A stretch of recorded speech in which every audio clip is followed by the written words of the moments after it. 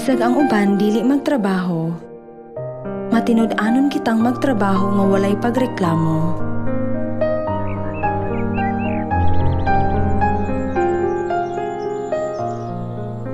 Kung magtrabaho kita uban ang panghuna-huna sa usa ka tag-iya, kita makatrabaho nga may kalipay ug kahimutang. Imbes nga mabalaka ko ng atong mga igsuon nagtrabaho o dili, kita kinahanglan nga adunay usa ka mapasalamaton nga kasing-kasing ngadto sa Dios alang sa pagtugyan kanato uban sa mahimayaong buluhaton sa ebanghelyo bisan kita kulang. Unya, makatrabaho kita nga matinud-anon uban ang kalipay o kahimutang.